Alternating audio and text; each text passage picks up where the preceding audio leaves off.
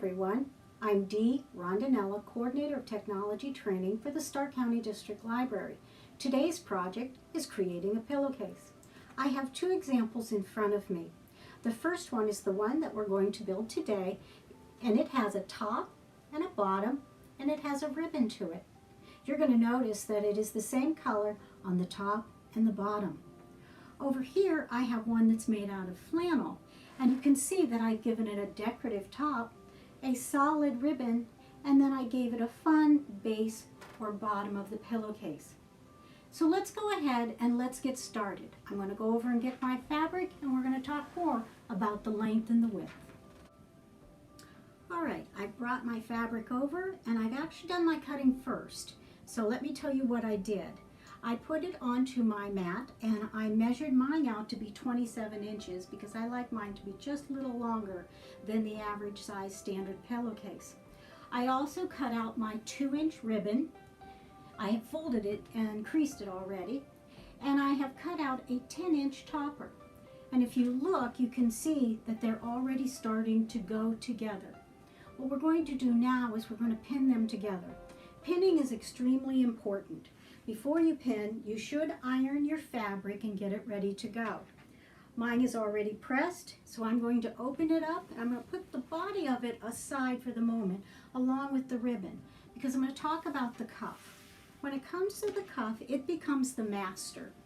It is what is going to be used to wrap around the body as you are creating the cuff itself. Because inside of those pillowcases that we're making today, there are no raw edges. We're going to seal them inside of the seams. So you notice I've laid my cuff up facing upwards, so it's wrong side down. Now I'm going to take the ribbon. The ribbon I have pre-pressed in half, so you can see here that when I pressed it, I opened it all the way up, and I folded it in half, and I pressed it wrong sides together. I'm going to then lay it on the top of the cuff, and I'm going to pin. So let me take a moment, grab my pins, and let's get pinning. You don't have to put a lot of pins in at this stage, but you do want to put enough pins that that ribbon is secured to the cuff or the top of the pillowcase. You also want to make sure that that ribbon stays aligned with the edge of your cuff. One more should do it, and then we're going to proceed. Now, oftentimes your pillowcase is longer than your actual area. Most of the time I do mine on my dining room table because it is long enough to accommodate the fabric when you open it all the way up. I've now got the bottom. This is the base of your pillowcase. I've opened it all the way up, and you notice it is facing you. What I'm going to do is lay the fabric right sides together, or in other words, you're going to be looking at the wrong side, and I'm going to pin that bottom now to the cuff.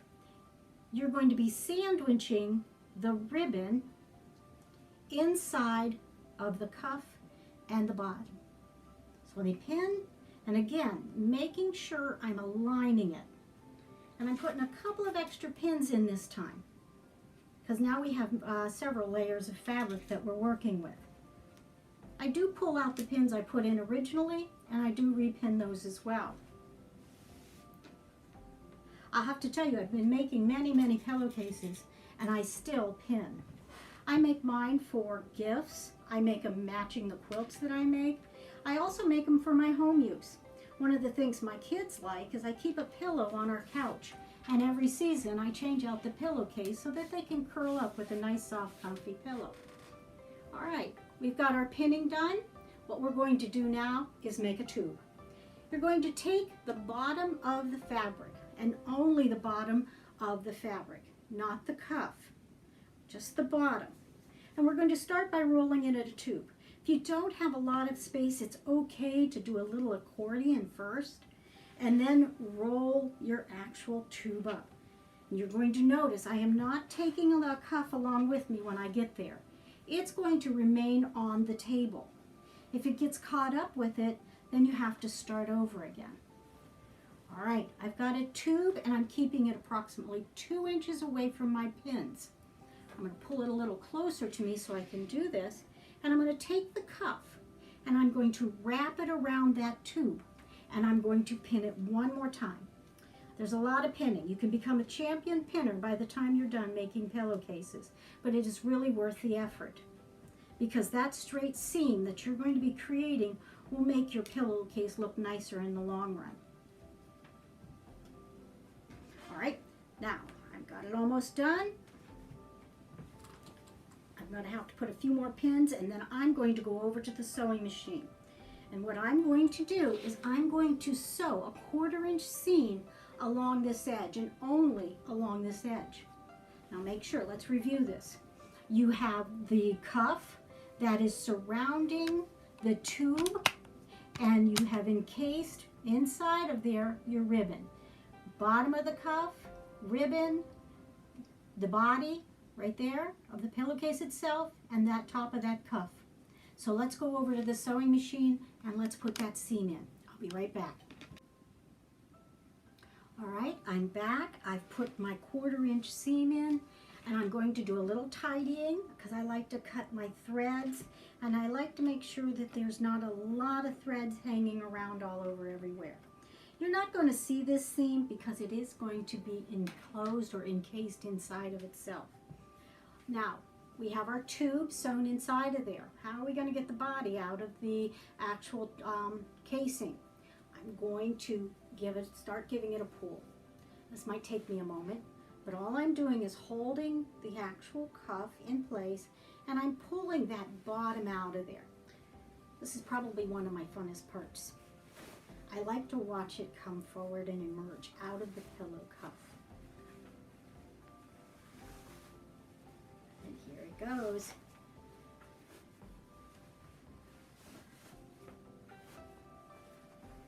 You ready? I've got it. And there it is at the end. Let me move my scissors. Oops, I got a little bit of extra string here. Let me move my scissors. Now I'm going to open it up. Now there you are. You've got the basic area all completed and ready to go. Look, here's the bottom. Here's your ribbon. Oh, I got a little bit of tidy work.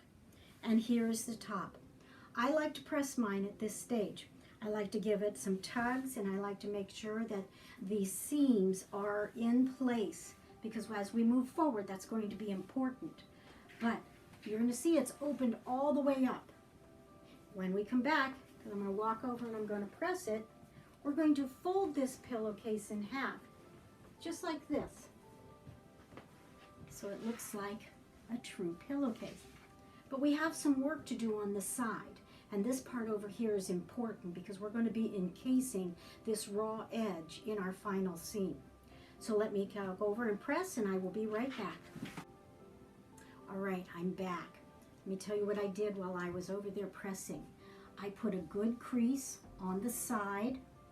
You noticed I pressed it so that it is wrong sides together, right sides to the outside. I put a good press on the ribbon and I put a good press on the top of the pillowcase. I like to do that because I have some cutting work to do. Now you can do this with scissors or you can do this with rotary cutters. What I want you to see is on the side here, they don't always level up. See that? They're not lined up, nothing's level, and that happens quite often. It's nothing that you did wrong. What I'm going to do though is I'm going to straighten that up a little bit. I'm going to use my ruler and my rotary cutter, and I'm going to show you a little tip that I, as a short person, I have to do in order to, use my rotary cutter safely. When I go to clip on my ruler, I use an actual clamp, and that secures the top where I can't reach, and then I can safely go ahead and run my rotary cutter. Before I do that, I want to line up my pillowcase so that it's squared, using my pad down here as my base, and I'm going to find the area that I need to remove. And I found mine, and I've leveled it up on the inch. Right there it is. It's all nice and lined up, and I've leveled it up down on the bottom, so it's both ways. And I'm going to go ahead and clamp it, and I'm going to run my rotary cutter. Now be careful because you do have a thick edge right there. Wherever the ribbon lands, that's going to have multiple layers of fabric. So I'm going to run my rotary cutter and then I'm going to check it to make sure I got enough off to do the final seams.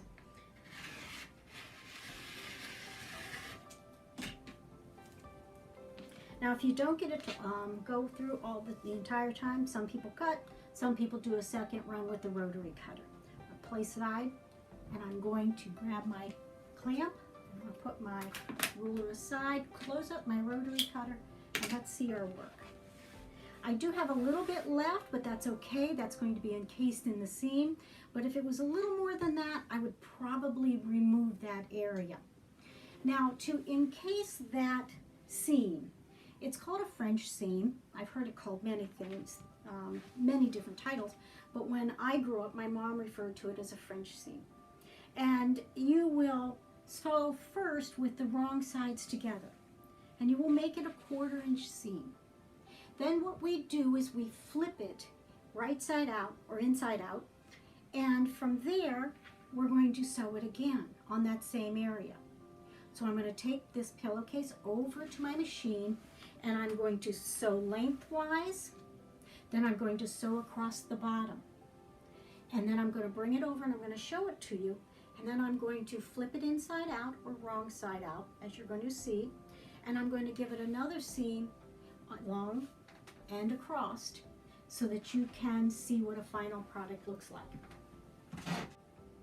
All right, I'm back.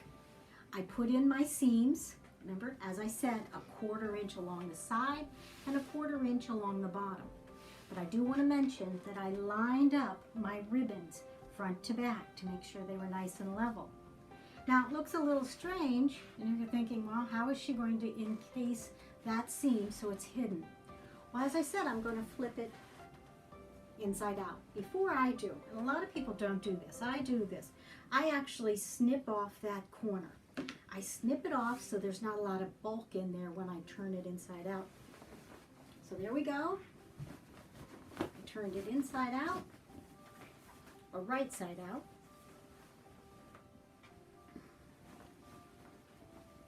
And I'm going to give it another press. And now I'm going to take it over to the sewing machine, and I'm going to sew one more time. This time I sew slightly over a 1/4 inch, just to make sure it's okay. And I do give it a press because I want this to be laid out flat so that when I'm sewing, it is going to sew level. It's okay if you need to pin it. That's not a problem. So I'm going to go and press this all out, get the corners nice and the creases ready to go. And I'm going to put it on the machine, and then I'm going to show you the final product. I'll be right back. All right, I've done my seam. As I told you, I was going to put a little bit larger than the 1/4 inch, and I did that. So I had it and I creased it nicely, and I have my turns. Now, if you've never done a turn, it's an easy way to do it. You just keep your needle in the fabric. Don't lift it when you're sewing, and then gently turn the entire fabric and then put the foot down again, and then you can continue on sewing. We have our double seam. It's ready to go. So let's go ahead and turn our pillowcase right side out for our final time.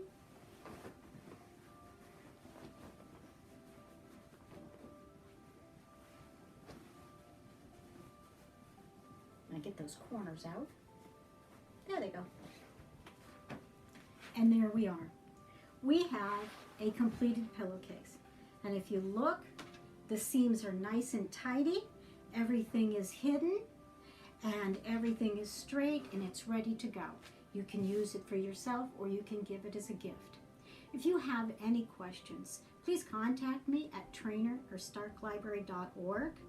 Or you can call the library and they will get you in contact with me. Just ask for Dee. If you would like to view the video again, it is on the Stark County District Library's YouTube site, so you can find it there as well. Thank you for joining me, and have a great day.